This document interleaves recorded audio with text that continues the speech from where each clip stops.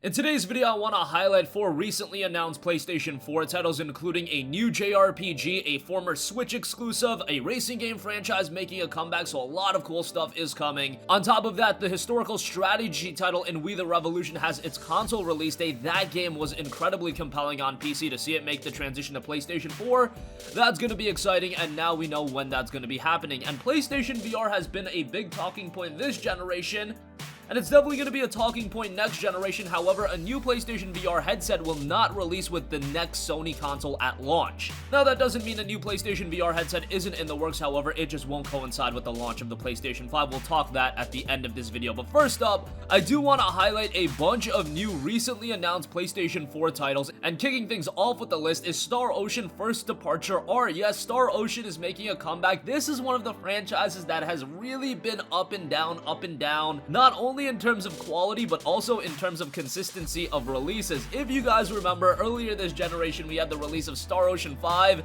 Integrity and Faithlessness, probably one of the worst subtitles I've ever seen in a video game, but nonetheless, it was a Star Ocean title, but it was a pretty bad Star Ocean game. And that was a real shame, because that was the first time we had seen a Star Ocean game in like 7 years. Before that, we got Star Ocean 4: The Last Hope, and of course, that game was also ported to the PlayStation 4 in the form of its 4K HD remastered version. I was higher on that game than most people. However, it does need to be said that that game had some of the worst voice acting of all time. But nonetheless, now we know that Star Ocean First Departure R is coming to the PlayStation 4, and what this is a high-definition remake of the 2007 released PSP remake of the original Star Ocean. So yes, this is a remake of a remake, but Star Ocean 1 was a fantastic game. Now, obviously, this is a game that isn't going to hold up too well from a visual standpoint.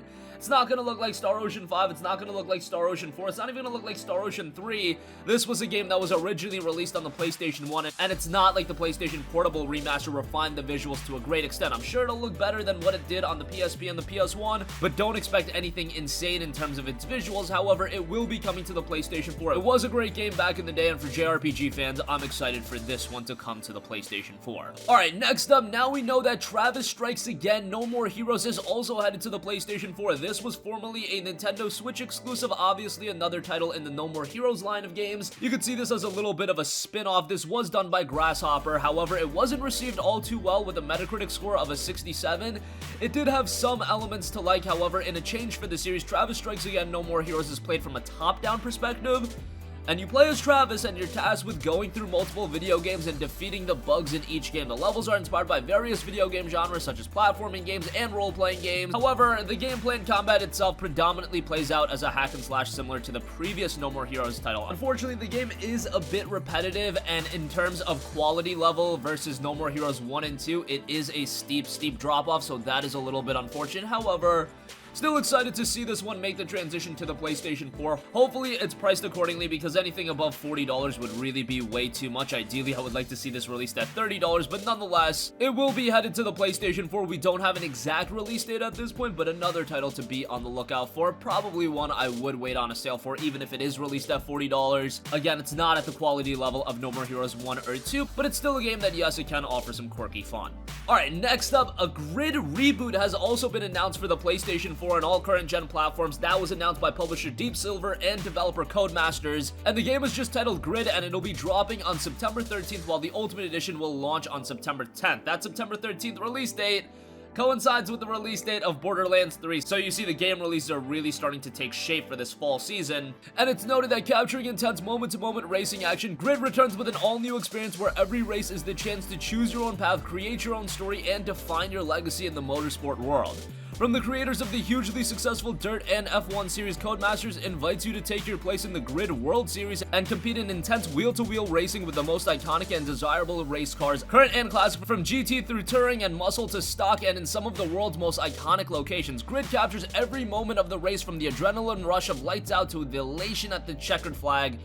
And in between, it's all action. 2 incidents come one right after the other: tight overtakes, bumper-to-bumper scrapes, and competitive collisions. All of this is heightened by rivalries, teammates, and nemesis drivers who will all either try to help or hinder your progress as you achieve the goal of becoming the Grid World Series champion. The game touts over 70 of the most iconic cars ever raced, 12 incredible racing locations including China, Malaysia, Japan, United Kingdom, Spain, United States, Cuba, and Australia. You'll be able to create your story and define your legacy. 6 exciting interesting race types as well, and so much more depth to the gameplay. It looks like they're trying to bring Grid back in a big way, and I was a fan of Grid 2 back in the day. Of course, we also had Grid Autosport, didn't give that too much time. But excited to see Grid make a comeback on the PlayStation 4. Again, it will be dropping September 13th. Ultimate Edition will be dropping September 10th. And lastly, I do want to give you guys a heads up on the cinematic cel-shaded visual novel in Necrobarista. That'll be coming to PC on August 8th, and the PlayStation 4 version will be dropping sometime in 2020. This is a pretty interesting game coming from Route 59, as it touts stop in for a cup of coffee at the terminal, a magical cafe in Melbourne, Australia, frequented by living and dead customers. Staffed by a necromancer, this back alley Java house allows the deceased to return to the world of the living for one final day before shuffling off this mortal coil. Necrobarista takes visual novels in a bold new direction with 3D visuals that provide a distinct cinematic aesthetic and supply the narrative's branching scenarios with depth and nuance. This also gives players the opportunity to explore the coffee shop and investigate its environments as they mingle with patrons and help them resolve unfinished businesses. As the supernatural story sequences unfold from several characters' perspectives, the dynamic camera moves and pans between a variety of angles and vantage points, creating a cinematic presentation previously unseen in the genre. Inspired by the acts of film and anime, Route 59 Games brings the world to life by empowering players to move and interact in free-roaming first-person scenes akin to point-and-click adventure titles. The game is touted that its stylized, fully 3D cinematic presentation that draws from anime aesthetics, soundtrack by Kevin Penkin, BAFTA-winning composer for Florence, Made in Abyss, and Nor 9. And it has you delve into the world of the terminal and fantasy Melbourne through free-roaming first-person scenes. So great setting here, interesting concept. We'll see how the game turns out, as Necrobarista will be dropping on the PlayStation 4 sometime in 2020 on PC. You will be able to play it August 8th. Next up, We the Revolution has already been released on PC. We knew that it was coming to consoles, but now we have an exact release date. It'll be dropping next month on June 25th. If you don't know what We the Revolution is, it's an incredibly compelling historical strategy title. As a judge of the Revolutionary Tribunal, preside over complicated cases of ordinary citizens, dangerous criminals, and enemies of the revolution in revolutionary Paris. Make judgments, plot political intrigue, and try not to lose your own head. We the Revolution is touted as a unique game with a singular art style set in the blood-soaked and paranoid world of the French Revolution, where often you could not tell a friend from an enemy. As a judge of the Revolutionary Tribunal, you'll have to trudge through this setting, passing sentences, playing a dangerous political game, and do everything in your power to not be guillotined as an enemy of the revolution. At the end of the day, you will confront your decisions with your family, and they might see things very differently. This is a very choice-driven game, and that's going to lend to the game being very replayable as well. It didn't get perfect reviews, currently sitting on a 77 on Metacritic, and the Steam reviews pegging it mostly positive at 74% positive reviews, but overall, it is a pretty interesting game. From a presentation standpoint, from the setting, all of that is incredibly compelling, so I would keep this on your radar.